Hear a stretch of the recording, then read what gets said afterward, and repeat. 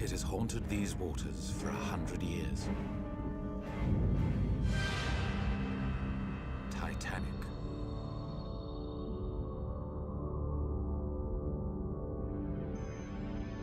Why go back to Titanic? What's left to be seen?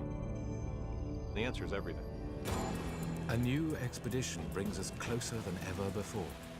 It gives you that feeling of size and immensity. For the first time, 3D cameras and advanced sonar technology capture startling new information. This mission really gave us the ability to finally understand the Titanic wreck site. Never before seen sections. The 3D made it real and tangible. And thousands of missing pieces. It's a time capsule. You know that this object was used in 1912. The most extensive high-tech exploration of Titanic ever. Finally being able to see the big picture. Reveals a 3D world no one could have imagined. One that brings astonishing new dimension to the stories of those who survived and those who did not.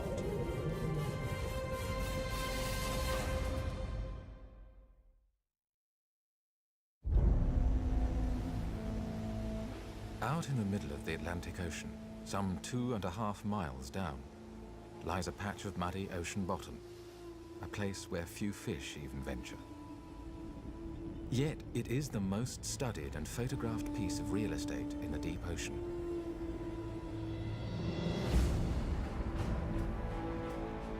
Because this is the final resting place of Titanic.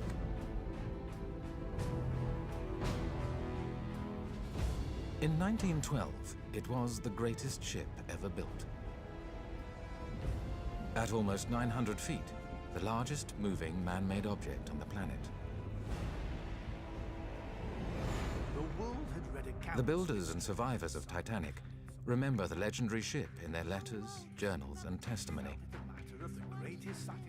Their actual first-hand accounts are as essential to understanding Titanic as all that lies on the bottom of the North Atlantic. For a novelty to be on the largest ship yet launched. Take her to sea! It's no exaggeration to say that it was quite easy to lose. If you had seen or knew the process of actual work that went into this ship, you'd say it was impossible to sink her.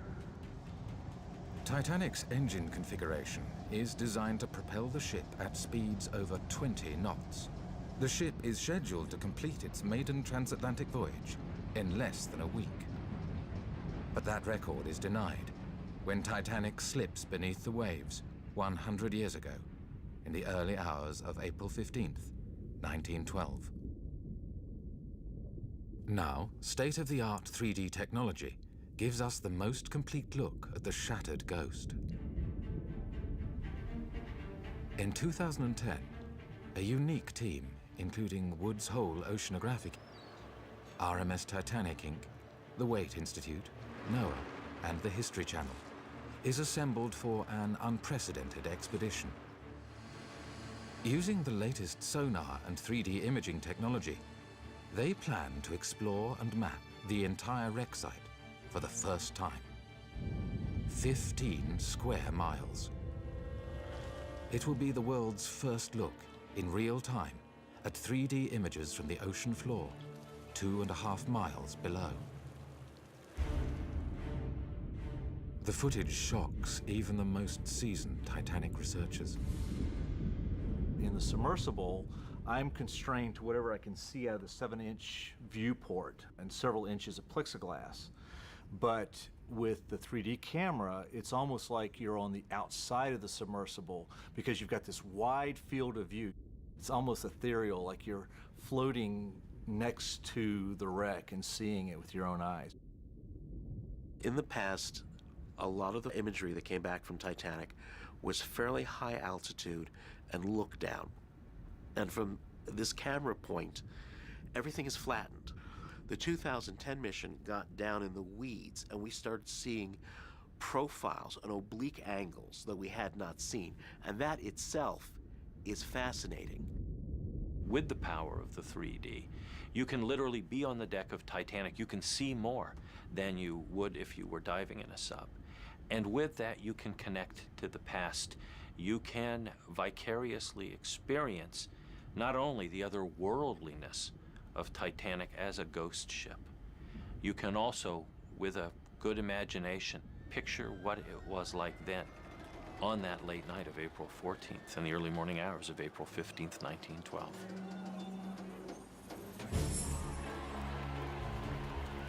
Wednesday, April 10th, 1912. Titanic departs from Southampton, England, the second of 3 giant ocean liners built for the White Star Line. After brief stops in France and Ireland, Titanic set sail at 1:30 p.m. the following day for New York. The world had waited expectantly for its launching. When our boat left the dock, there were thousands of people at the pier, all of them waving goodbye and wishing the Titanic Godspeed on its first voyage. The majority of Titanic's passengers are traveling in third class, emigrants on their way to a new life in America. All third-class It was a passengers due in beautiful for health ship, inspection. exactly like a city. It was so good, We it were was shown to our impossible to berths make it better. and taken to see the dining room. A little later, we will shown where to get lifebelts and some other of the life-saving gear. None of us ever thought we would be needing it. Welcome aboard. Titanic's master is Edward Smith. At 62, he's one of the White Star Line's most experienced captains.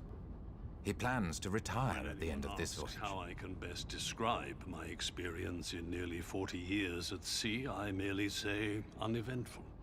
I've never been in any predicament that threatened to end in disaster of any sort. Would you care for a drink, sir? Yes, I'll take a mint julep.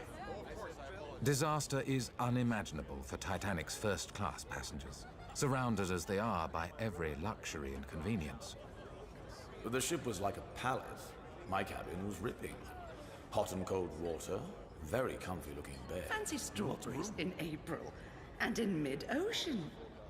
Why, you'd think you were at the Ritz. There was nothing to indicate or suggest that we were on the stormy Atlantic Ocean. Titanic's second officer, 38-year-old Charles Lightoller, is also thankful for the fine weather. From the moment we left Belfast, we had marvellous weather. It was as smooth as the proverbial mill pond. Surprisingly, given her size, Titanic's engines are not the biggest. But greater efficiency makes the ship fast. Engineers were very quick to realize that the reciprocating engines could now discharge into a turbine, and the turbine becomes kind of like an afterburner or a hybrid device. And with that power, you can actually drive a separate propeller. That's why most ships of Titanic's era have only 2 propellers. Titanic has 3, and the third one is to accommodate that centerline turbine. Titanic's chief design engineer, Thomas Andrews, is on board, pursuing his dream to build the perfect ship. He had papers of all descriptions on his table during the day. He was working all the time. Oh, I just love your dress. Thank you. It's a Lucille gown. I hear the designer made it up. Andrew's grand staircase has become iconic. On the night of April 13th, 1912, first-class passengers gather here to socialize and enjoy the grandeur of the space. Up to that point, most naval architects, most interior decorators for ships had what's called a closed floor plan. In the case of Titanic, the staircases open up into these huge foyers. And at the base of the staircases, they open onto reception rooms. So it's an open floor plan. This was the first time on a British ship that ladies were able to make a grand entrance, a society entrance. Jag är jättehungrig. Below deck, things are less formal. Pass that tarties, would you? All right, doll, here you go. White Star had a good reputation among immigrants. It was known for how well they treated their third class. To some, Titanic was the most luxury they'd ever seen in their lives. April 14th, Titanic's 4th day at sea. Although there are sporadic reports of icebergs, Captain Smith feels confident enough to increase the ship's speed to 22 knots. Second Officer Charles Lightoller is on duty. On that night of April the 14th, we all, that is, the captain and officers, knew perfectly well that we were just about entering the region where ice might be sighted that particular time of year. and had taken all the necessary precautions. Weather conditions were predicted to be clear, and the feeling at the time was it was okay to go full speed through a known region of ice. Some considered it preferred because they felt that if the ship was making its best speed, it was also at its best maneuverability. We were steaming that night at a good 22 knots.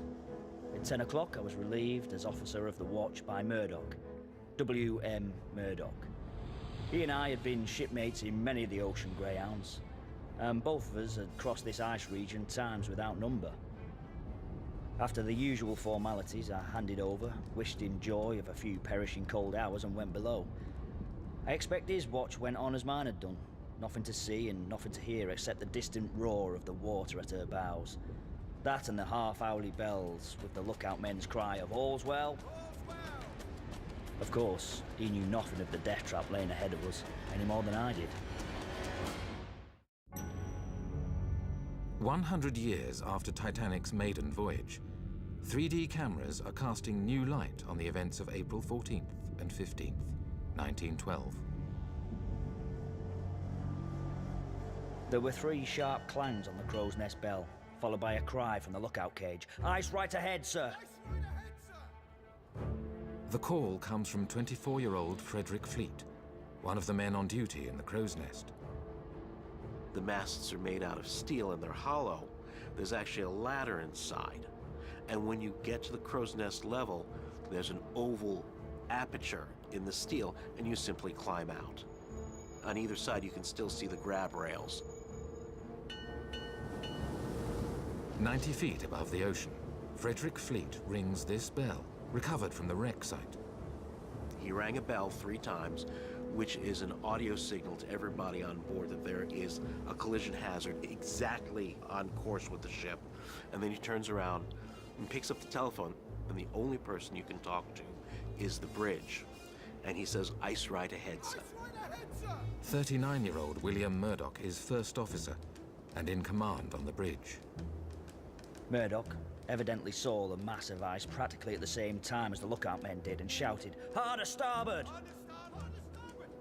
When Murdoch gets the call, his next step is to go to the telegraphs and take both handles and move them to the full astern position. The telegraphs simply signal the engine room that they need a change in speed, and it's up to the engineers to effect that change. His idea was to swing her bow clear and then put the helm hard over the other way and so swing her stern clear. And it wasn't just turning the bow to port, because ships don't steer like cars. They steer from the stern, where the rudder is. So you turn the stern and the bow follows.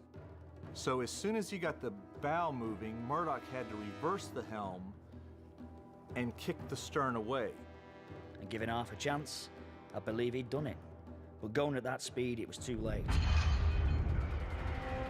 As it was, her bow swung a bit, but not enough, and she struck. What was that? Did you feel that too? We had retired to our stateroom, and the noise of the collision was not at all alarming. When the ship struck, if one had a brimful glass of water in hand, the shock was so slight, not a drop would have been spilled. My first knowledge that all was not well was when a steward pounded on the door and his cries awakened me. Get your lifebelts on! Second Officer Lightoller is now off duty in the officers' quarters, directly behind the bridge. I was laying in my bunk when I felt the slight jar. No sense of collision, but more of a shiver ran through the ship. Anyway, it was enough to bring me out my bunk in one jump. Out on the deck, I ran to one side and then to the other. But there wasn't a trace of anything we'd struck, so back I went to my bunk and waited. Below deck, the situation is more dire. 28-year-old fireman Frederick Barrett is working in boiler room 6. I shouted, "Shut all the dampers," and that order was obeyed. But the crash came before we had them all shut. There was a rush of water into my stokehole. I jumped through the doorway into number 5 section. The watertight door between the section was then open, but it shut just as we jumped through. Now, the ship has just 2 hours and 40 minutes to live. She took the blow along her starboard side, masses of ice actually falling on the foredeck. But what was worse, she was pierced below the waterline in no less than 6 compartments. And from that moment, nothing could have saved her. Most passengers and crew still don't know the Titanic has suffered a mortal blow. It wasn't long before Boxall, the 4th officer, poked his head round my door and said, "You know we've struck an iceberg." "I know you've struck something," I told him, not thinking that it was anything serious and feeling none too pleased. Then he said, "The water's up to F deck in the mailroom." There was no need for him to say anything more. I was into a pair of pants, sweater and bridge coat and out on the deck almost as soon as he was.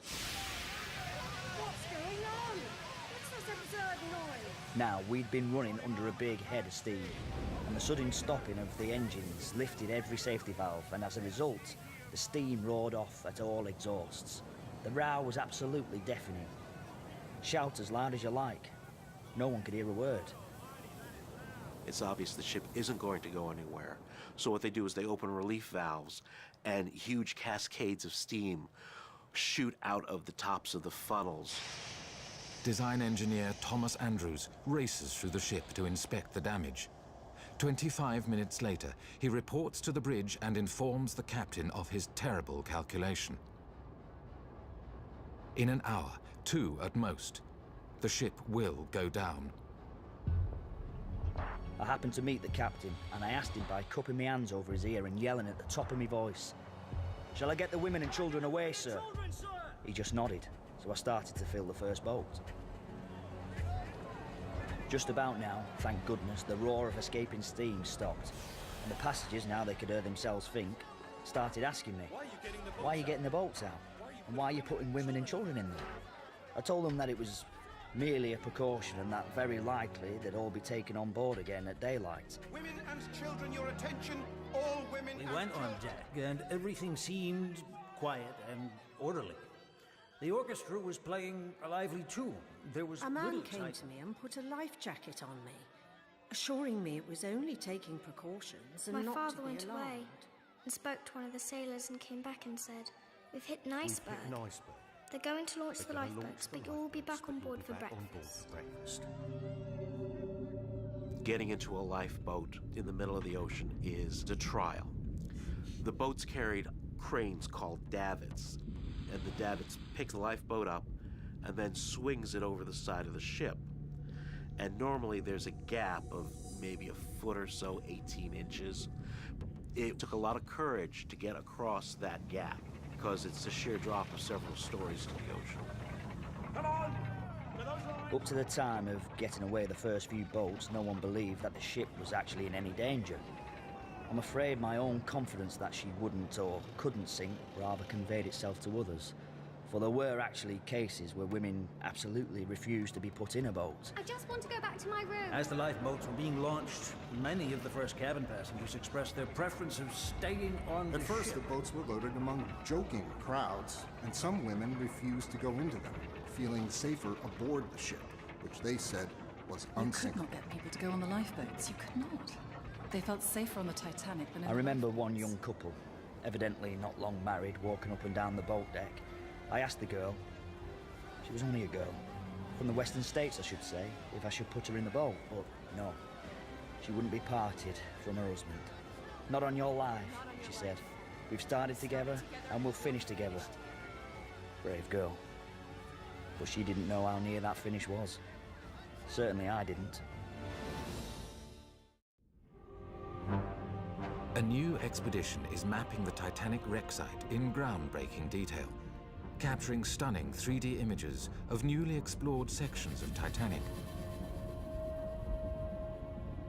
It's allowing us to rediscover what happened that fateful night in the North Atlantic 100 years ago. 12:15 a.m., April 15th, 1912.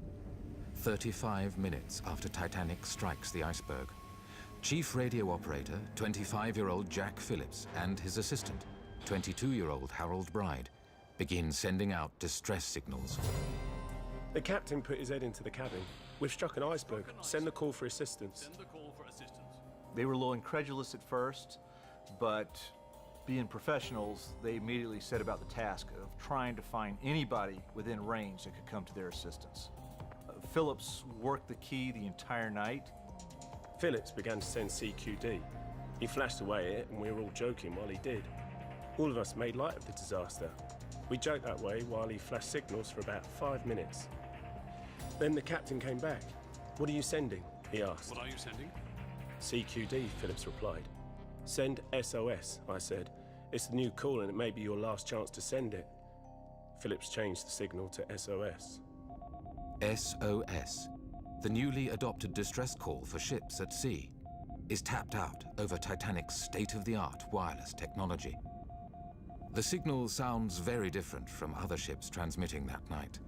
The old plane spark transmitter had this very ragged sound to it. It was a...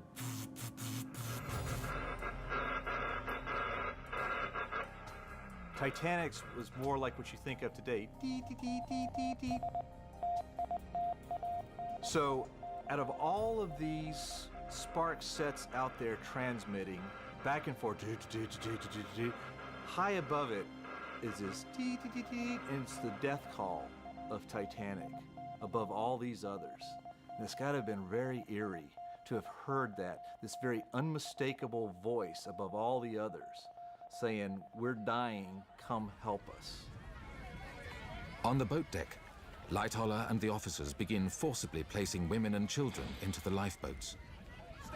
Just when I first realised how desperately serious things were, I don't know. But I do know that before many boats were away, I got to piling more and more people into them. Partly because I knew she was going, and partly because the boats weren't remaining by the ship to be filled to their capacity. Bring the boats alongside. Bring the boats alongside. Titanic carried 2 megaphones. They're made out of sheet aluminum. Normally they're used when the ship comes into port, but that night, during the commotion on the boat deck, Captain Smith is reputed to have picked up the megaphone and shouted orders. I heard the commander 2 or 3 times hail through the megaphone to bring the boats alongside, and I presumed he was alluding to the gangway doors, giving orders to the boats to go to the gangway doors. As the situation grows more desperate, the crew begins setting off distress rockets. These are the actual rocket engines that were used to shoot up distress signals.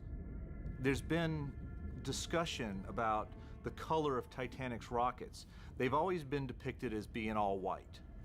But this is evidence that they did have colored rockets. If Titanic fired up different colored rockets, somebody seeing it might think that there was some kind of company signals instead of a consistent distress signal. Titanic's distress rockets go unanswered. Her passengers and crew remain alone in the cold North Atlantic, fighting for their lives. It was plain to me that if we were going to avoid the unutterable disgrace of going down with boats still hanging at their davits, we've got not only to take chances, we've got to work like blazes. The lifeboats were in nests of 4 on the deck, and after the lifeboats were launched, the ropes, the falls that used to connect to the lifeboats are just hanging there. When the Titanic sank, those ropes got tangled together around those davits. Titanic carries more lifeboats than regulations require, but still not enough for everyone on board. Some 2,200 people. You've got to remember, there weren't enough boats to take half the people, and the chances of the other half in that icy cold water were absolutely nil. Those who survive in Titanic's lifeboats remember their final goodbyes with startling clarity. Women and children first. Someone was shouting these last few words over and over again. They meant my own safety, but they also meant the greatest loss I've ever suffered. They started to load The life of my husband. My father put Mother and I in without any trouble at all. My father never said I never anything. saw him again. He was smoking a cigar.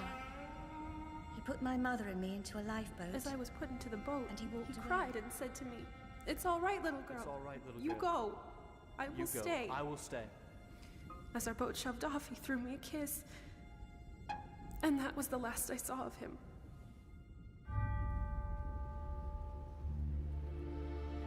Echoes of those last memories are sometimes preserved in objects reclaimed from the deep.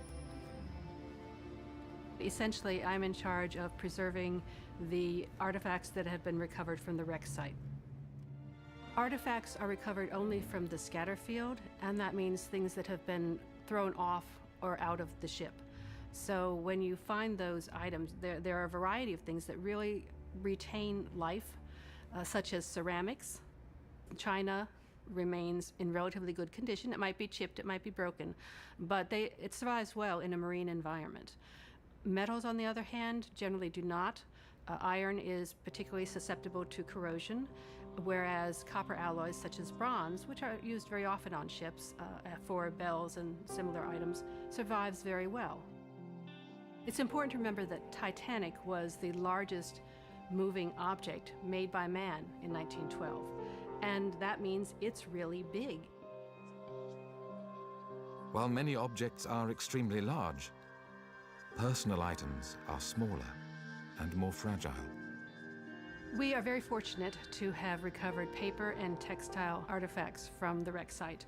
The reason we have them is because they were contained within leather suitcases or bags. The protection of the leather from microorganisms allowed them to be preserved. You begin to build a picture of the person who owned those things. And that's really an exciting moment because you can bring that person back to life. Adolf Saalfeld was a chemist and perfume salesman from Manchester, England. He had a portfolio with him that had 62 vials of new perfume scents that he had developed. He survived, but his perfume container did not, and so we were able to recover that and bring his scents, his fragrances, back to life again. Once valued possessions are left behind as Titanic sinks lower and lower into the Atlantic. For almost 2.5 hours, Titanic has slowly foundered. In the final moments, things begin to happen much faster. Now, between lowering one boat and another, I frequently took a run forward and a quick look down the long stairway that led from the boat deck, 3 or 4 decks down.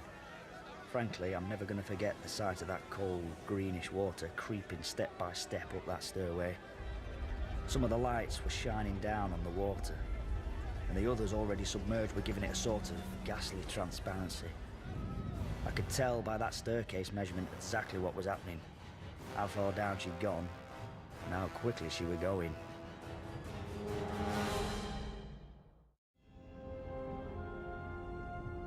"100 years after Titanic goes down, the most complete 3D exploration of the wreck site brings new meaning to first-hand accounts of the sinking. Almost 2 hours after the collision with the iceberg, many of Titanic's passengers are still trapped below deck, behind locked gates. Meaning we could go up to the second-class deck. But those on second class and steerage could not pass through a guarded gate that led to the first-class upper deck. Third class felt the impact much more strongly than first or second did, and therefore they felt a sense of urgency that was absent in the upper classes. They also felt the decks begin to pinch, and pretty soon it becomes a question of how do we get up there. We were told it would be wise to get to the first-class upper deck in order to have a better chance of getting into a lifeboat. The only way this could be done was to climb an iron ladder from the steerage deck below, up 5 or 6 decks to the lifeboats above. By the time many in third class reach the boat deck, it's too late. By 2 a.m., there's only one official lifeboat left to be launched. To prevent the crowd from rushing it, crewmen link arms. Officer Lightoller pulls his revolver and fires warning shots in the air. Then came the very last boat of all. It was sort of a raft with collapsible canvas sides stowed upside down on top of the officers' quarters. Come on, lads, over here! Up here, let's get this one off! The last lifeboats to be launched were the collapsibles under the #1 funnel. These were 4 bonus boats that White Star had put on in excess of what was legally required. And more importantly, they aren't under their own davits. They're actually stored 1 deck up immediately at the base of the #1 funnel. Quick, over here! Put that line! Cut it! Does anyone have a knife? A seaman named Hemming. He'd been with me in many of the mail boats. He and I cut this one adrift and threw it down on the water, which was now about 2 feet above the boat deck. Come on now! Push! Here she comes! She's away! Well done, lads! In the frantic moments loading the last boats, passengers report that an officer fires his gun into the crowd, killing 2 people before turning the gun on himself. Some believe that officer is William Murdoch. Mr. Murdoch was on the starboard side. I was on the port side. Murdoch was the deck officer aboard Titanic. He was the one in command of the ship at the time of the accident. Murdoch is known as a steady and dependable seaman, but his final actions are unclear. Most witnesses agree that shots were fired into the crowd, and an officer took his life. But the identity of that officer has remained a mystery. Did Murdoch die in the line of duty, or was he the one who shot 2 passengers and then turned the gun on himself? One researcher believes the 3D footage holds new clues. When we look at the wreck, we see the 2 forwardmost davits survive on the ship, the port and the starboard one. Port one was run by Lightoller, Second Officer Lightoller, and it is left in the cranked out position. So what that means is it had essentially launched his last lifeboat and was left in that outboard position. But the one on the starboard side, the one that was supervised by Murdoch, is cranked inboard. And that means it's being ready to accept another boat to be launched. Second Officer Lightoller had said that he had seen Murdoch right at the end working at the falls trying to launch the last collapsible lifeboat when the water overtook him. I was practically the last man and certainly the last officer to see Mr. Murdoch. He was then endeavouring to launch the starboard forward collapsible boat. He was working hard, personally assisting overhauling the forward boat's fall. Other reports as to the ending are absolutely false. Mr. Murdoch died like a man, doing his duty. This leather satchel, with the initials WM, is found in the debris field.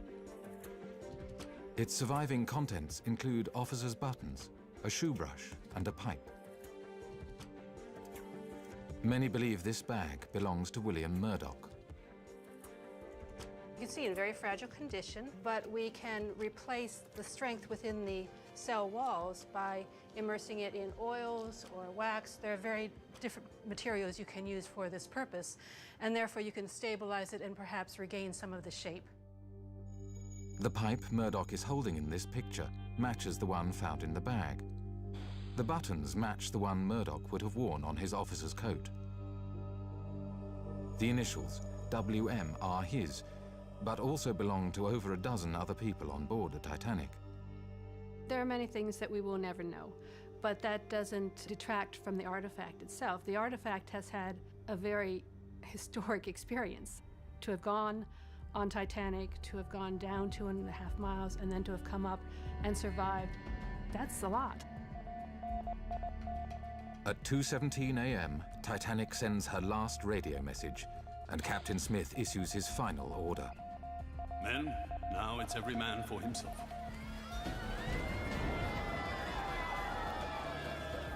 Titanic's stern becomes the stage for the ship's last desperate human drama.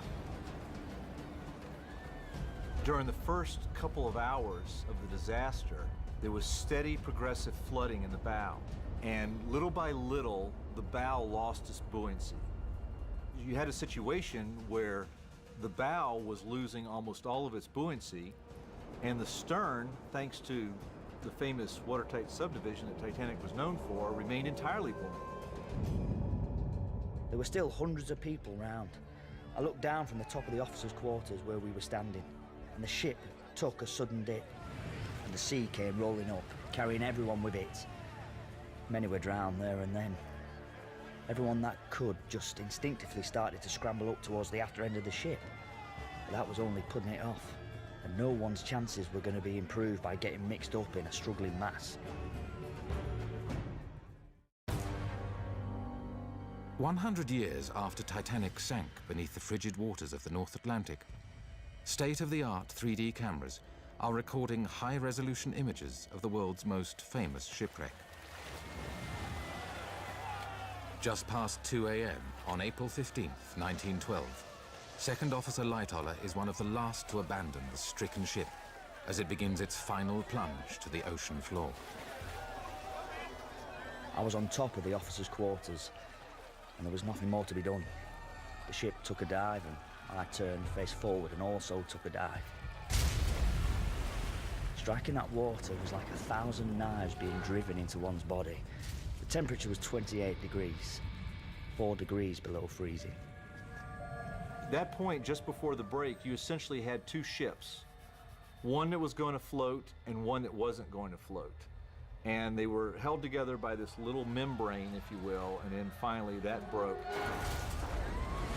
The bow just plunged into the ocean floor, burying the stem so high up that the anchors, which used to be very high off the surface, are now very close to the bottom. The 3D footage gathered by this expedition is shedding new light on accounts of Titanic's final moments. I was sucked down, was driven back against a grating, what we call the fiddly, which leads down to the stokehole, and it was against this grating that I was sucked by the water and held there. Then this explosion, or whatever it was, took place. Certainly, I think it was the boilers exploded. It was a terrific blast of air and water, and I was blown out clear. Lightoller was sucked against a fiddly grate, and then he was blown clear by warm air coming up from inside the vessel. And some people question that. When I saw the 3D, one thing immediately popped out at me, and that is the grating bars that make up that grate are bowed outward, as though something from inside the ship had pushed it up. So seeing that kind of dimensional aspect to it helped corroborate Lightoller's story. In fact, I got right near the edge of things before I finally came up alongside that collapsible we'd hove into the water from the top of the officers' quarters. And there, I hung on. He doesn't realize it yet, but that number one funnel is going to topple in a few moments.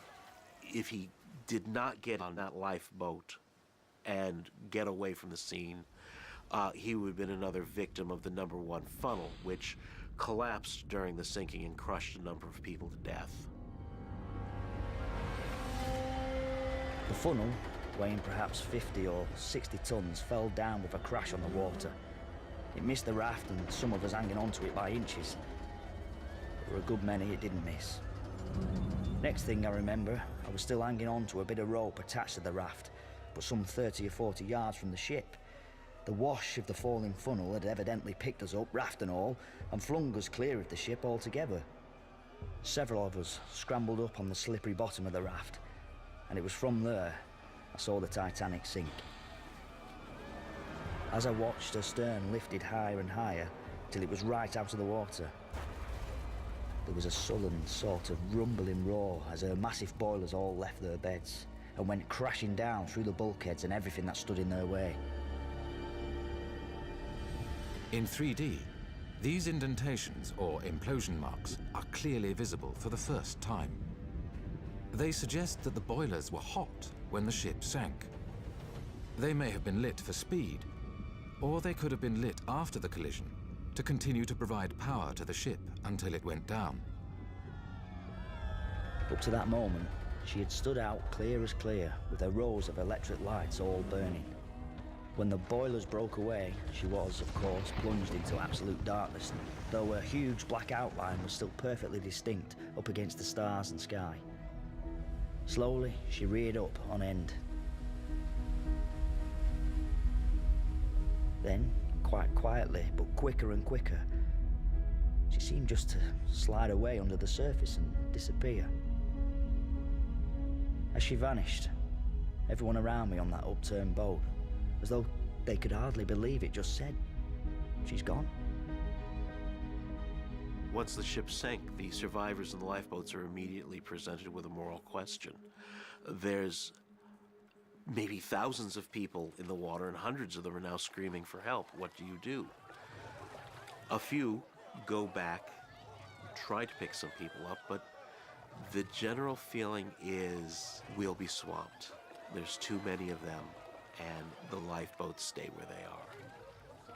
It was terrible. Lots of shouting and people crying as she went down. Never heard anything like it. The partially filled lifeboat, standing by about 100 yards away, never came back. How could any human being fail to heed those cries? So many people who perhaps just didn't know what to do or knew that there was nothing they could do. And I think many people made a decision, and for others, a decision was made for them. Many died from cold during the night, and a mighty long time it seemed before daylight broke. Standing wet through, up to our knees in icy water on that upturned boat, frankly, I don't think many of us expected to see daylight. The night was bitter cold, and it grew colder and colder. Just before dawn, the coldest, darkest hour of all, no help seemed possible. The stars slowly disappeared, and in their place came the faint pink glow of another day.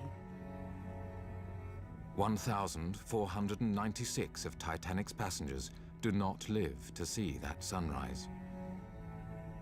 100 years later, high-resolution 3D images allow us to see in intimate detail the ship that failed them, and to better understand what happened in those last few days and minutes.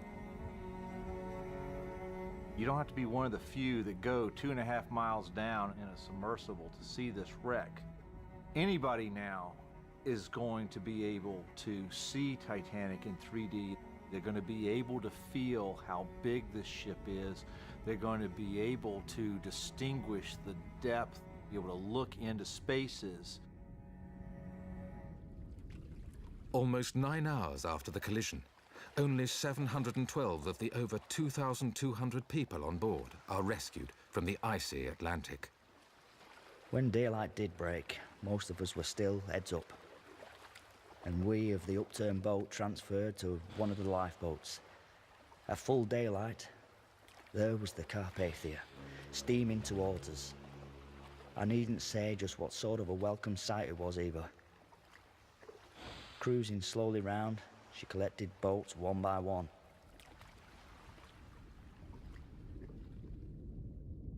Even as Titanic's passengers are rescued, their possessions are already becoming a part of history. Today, artifacts recovered from the wreck give a new voice to those who survived and those who did not.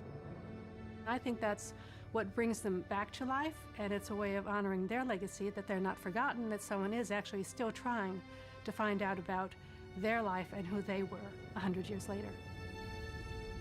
Even if Titanic ultimately became a spot of rust on the seafloor, it will always be one of those places, due to the power of the stories, due to the connections that bind us because of what it means in our hearts, that will always be a special place that people remember, just as surely as we remember other spots where great and sometimes terrible things happened.